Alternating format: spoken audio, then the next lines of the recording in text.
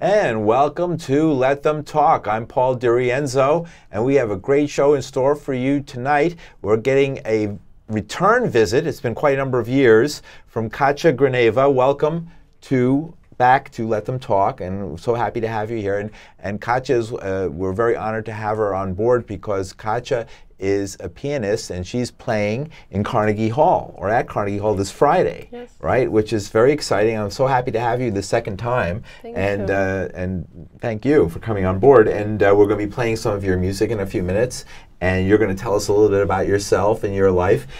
First, tell us about Carnegie Hall this Friday.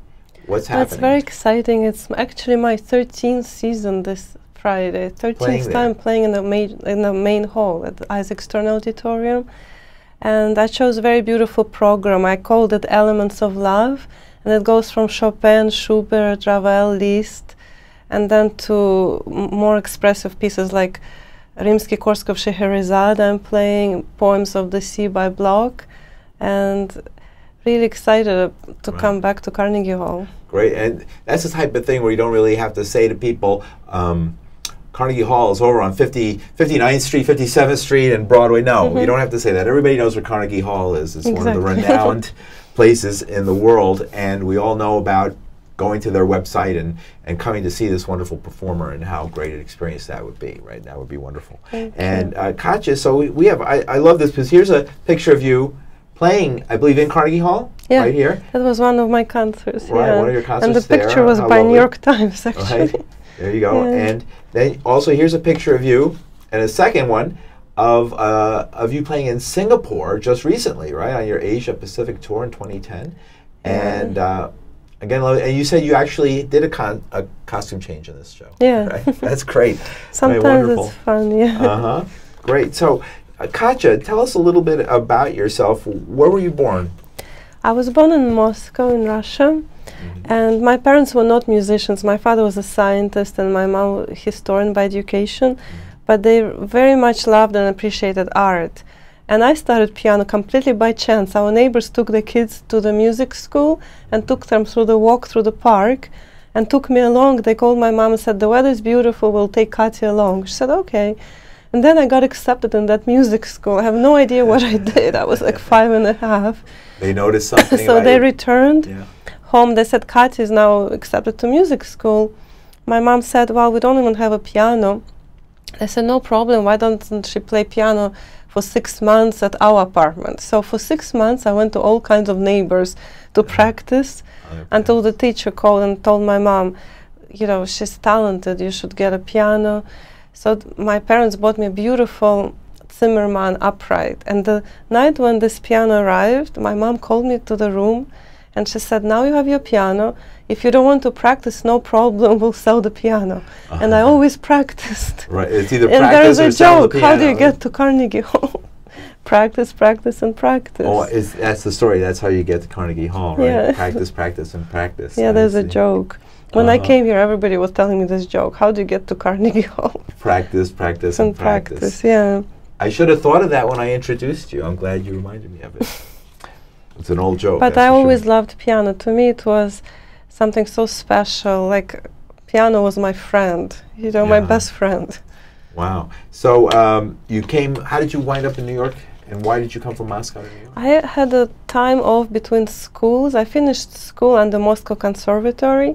And before going to Moscow Conservatory, I had 1 year off. And my father was working at that time with some scientists in Buffalo, cancer research. And they invited me for 1 month's vacation.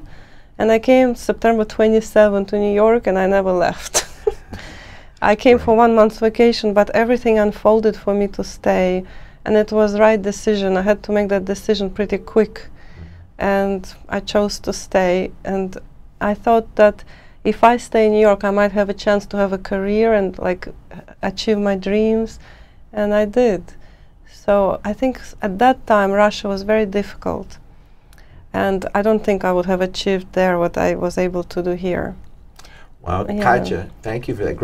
Katya Grineva, I want to give the audience, the viewers, a chance to see some of your work. Okay, thank you. So let's go to the tape, and we're going to play a clip of you performing Bolero, right? Just the last couple of minutes. It's actually my surprise at Carnegie Hall. I'm going to end with Bolero as an encore. Wow! So this is, you're going to get a chance surprise. to see that here, right? So let's go. We'll go with the clip right now. It's on the DVD.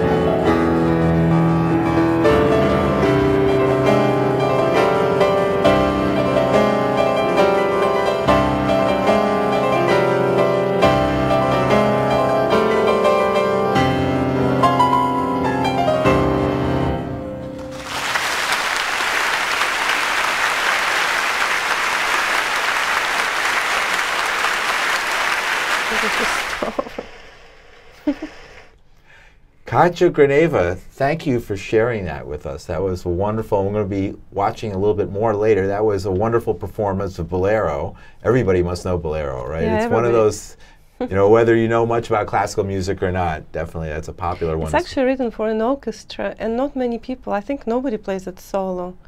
People perform it for 4 pianos, 2 pianos, and I by chance found this score when I was traveling in Asia, actually in New Caledonia, French country, in somebody's stool, piano stool, because I was just playing for fun.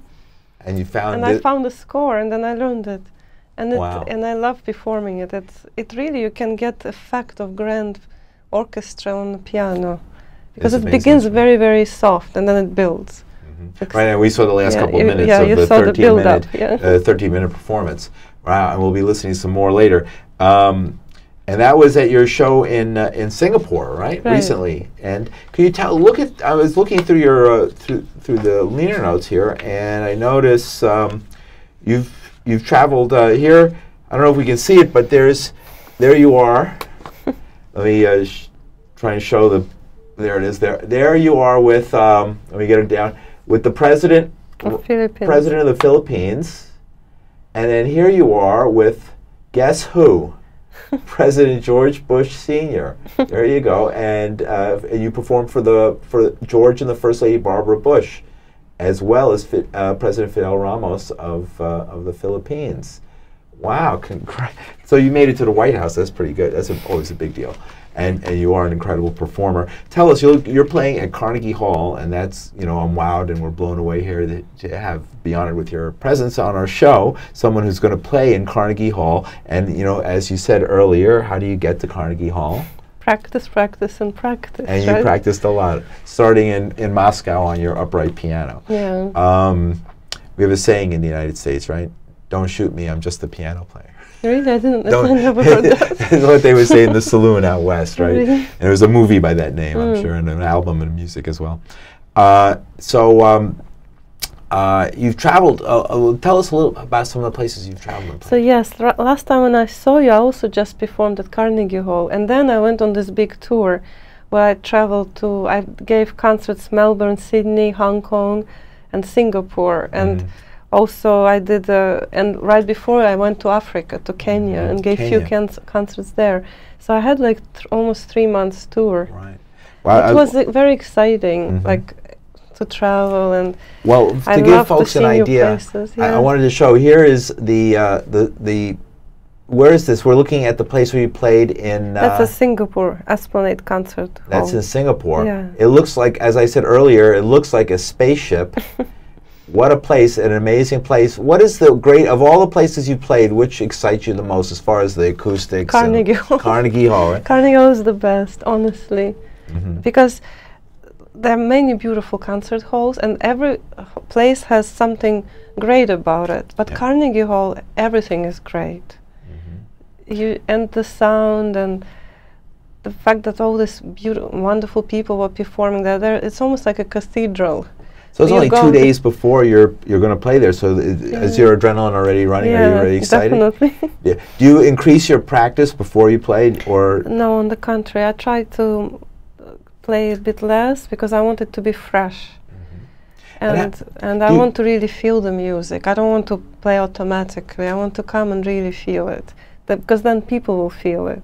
Do you practice in the sense of when I was a kid trying to practice the guitar and the violin and doing terrible at it and running out and playing football instead of doing my practicing and things like that? I mean, do you still fight with practice like that, or is it just playing for you? Oh no, for me I love it. For me, if I don't practice, I don't feel good. Do you consider to me practice is work, but it seems what you're describing is fun? For me, it's a joy. Yeah. I mean, I could be tired sometimes, obviously. If you're training for marathon and you run around the park, you'll be tired sometimes. So it's do you, at this point, do you have any like an advisor or teacher or anything like that at this point, or you do all the teaching? You teach yourself. You develop anything you want to do now at this point. You don't work with anybody, but you did work with you were influenced early in your career. Yeah, I mean, in Moscow, I studied with a wonderful, wonderful professor, one of the best. I think Pavel Messner. He was just like one of very few great musicians left. And I was lucky because I was 15 when I came to him, so very early age I had very great master. And to me, I think after that I didn't even want to study with anybody, honestly. What was his style as a teacher for you? Very strict. If he would say not bad, that was like heaven. If he said not bad. Yeah, that was like the highest compliment you can receive. If he said good, it's like you're probably genius. And if you said very good, which happens maybe once in 3 years, then you really outdid yourself. Wow, he did tell me very good few times. Teachers out there, that's how it's done, right? We know that too. Even whether it's kindergarten or also, you piano. can never. You always had to come prepared with memorized score. You could never play with a score in front of you. It was not acceptable. Other teachers, if the student comes and plays with the music, with him, no.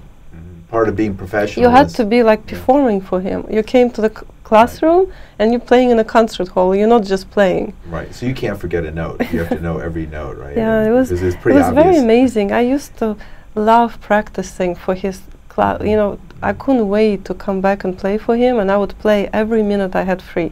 8 hours, 10 hours. In the middle of the night, because we had big apartments, so I played till midnight. That was the next thing. I could not do it in New York. Yeah, how do you practice in New York? I stop. I never play beyond 10 p.m. because I don't want to disturb people. Yeah. Also, I found if I play late, I could never sleep after. I will be like sleepless night. Right. So you have to just do it during the time when it's okay. I do play at night because I want to, but not. I just try to respect people's privacy. I mean, in a country house you can do it, but not in New York City. Yeah, that's true. Very good. Well, we're talking with Katya Grineva, and Katya, we have another piece. What is the piece we're going to hear next? This is a piece also by Spanish composer Manuel de Falla, and it's called Ritual Dance Around the Fire. It's a very exciting piece, and it's part of my program at Carnegie Hall. All right, so let's go to the next piece.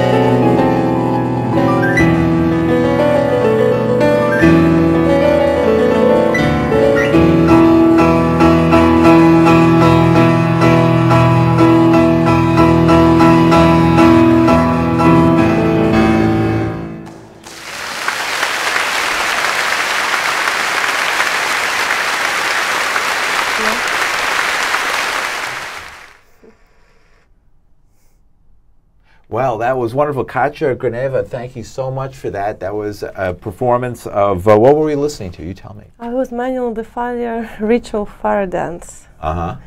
Yep. And tell us about it. Who You know, it's this piece we just listened to? Yes, yes. Actually, the story behind that piece is that there was a young woman who's very much in love with a young man, but she was married before, and the spirit of her husband who passed away is not letting them be together. So the witches created the fire, and because she's so beautiful, she's supposed to dance around the fire, and then the spirit of her older husband will come through and vanish forever in the fire. That's why it's so dramatic. That's a folk tale. And I play this, I love giving concerts for children, so I always play this piece, and they love it. And at Carnegie, actually, yeah, because one of the things I love to do is bring classical music to children. So I'm bringing about 50 children from like Bronx to my concert on Friday, so they'll be exposed to music. Oh, great! So you'll be playing. Katya is. We're honored to have Katya Grineva on, who's playing in Carnegie Hall this Friday, this coming Friday, and you know, as we've been beating this old joke to death, but you know, how do you get to Carnegie Hall? Practice, practice, practice, and I'm sure you can find out about the performance Katya Grineva on the Carnegie Hall website. And this Friday. This Friday. And this is the 13th time in a row, 13th year in a row you had a season at Carnegie Hall. Yeah. That's amazing. Which you claim is the best of all the wondrous places you've got to play piano. You're saying the greatest is Carnegie Hall, definitely. So this is where to see such a great performer at the place she considers the finest venue to be heard. And so, wow. And it's a beautiful program I put together, and I called it Elements of Love. So it's inspired by love and nature and ocean, because I love water and ocean, and I record the CD actually dedicated just to water. That's why I'm going to play a couple of pieces at Carnegie Hall, Ravel, Boat on the Ocean, and then Poems of the Sea by Bloch. Very impressionistic pieces, very flowing. And your DVDs, Beautiful. by the way, and for folks who can't make it, maybe the Carnegie Hall, your DVDs and CDs are available in the usual places. On my website. What's your website? KatyaGrineva.com. So just my name. .com. Yes, KatyaGrineva.com. And here it is, so folks, to take a look at Katya and go to KatyaGrineva.com and learn more about Katya and her music, and to see these wonderful pictures and to listen to this great song, great music that you play for us. Tell us now, Katya, about these 50 kids from the Bronx. I almost forgot about it. I wanted to know more about that. What's going on with that? Well, I always give, a few times a year I go and give concerts for children. And for Carnegie Hall, we're working with foundation, it's called Pope Foundation in Westchester, to bring those underprivileged kids for Carnegie Hall. They will come with teachers. Okay. And they're very excited. Yeah. They must be very excited. From what, elementary or junior high or high school? Like 8 years old. 8 years 8 old? to 10, oh, so you're bringing the little ones. Oh, well, that's Yeah. wonderful. They're going to love it. Oh, great. One of my best experiences was playing for little kids in a very poor neighborhood in Mount Vernon.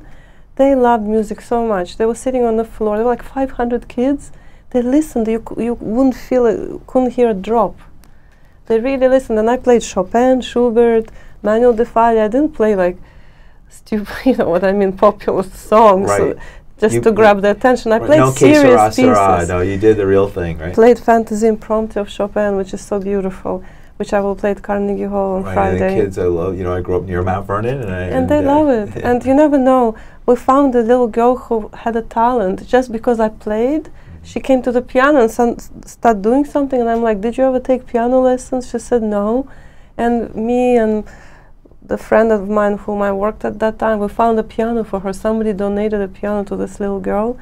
So I love doing stuff like that. That's very inspiring. And did you deliver this piano to her home? Yeah, we delivered it to her school with a bow. And it was during the winter. She cried. What color was the bow? Red. It was a surprise. When she saw the piano, she started crying. She couldn't believe it. How did she tell us how this happened? We went to her school and said, "Please come out with us. We have a surprise." And we had a truck, and inside the truck was this piano with a red bow. And what grade was she? She was like 8th grade too? She was like 8 years old. 8 years old. Wow, not even 8th grade. 8 years old. 5th grade. Wow, 4th grade. And so she had a piano. And have you kept? Do you know if she's using that piano now? I think she's using it. Oh, she came to a couple of my concerts with her mom. Oh, great! Yeah, wonderful. stay in touch. All right, Katya Grineva, that's so wonderful. We have one more piece we wanted to play, right? Probably we might play it all the way out. If not, if we do, we don't get a chance to get back. We'll see you next week. And Katya, you'll be this Friday at Carnegie Hall. We're so honored to have you on our show, and welcome to Let Them Talk. And we hope to have you on again. What a wonderful time! And here's one of her CDs, and you can go to her website, KatyaGrineva.com, and learn more about her work. And we're going to go now to the last piece, which is called? It's actually first piece of Chopin which I played when I was a child, and I fell in love with Chopin by playing this nocturne. It's nocturne and C sharp minor. Okay, we'll go right to that. Thank you.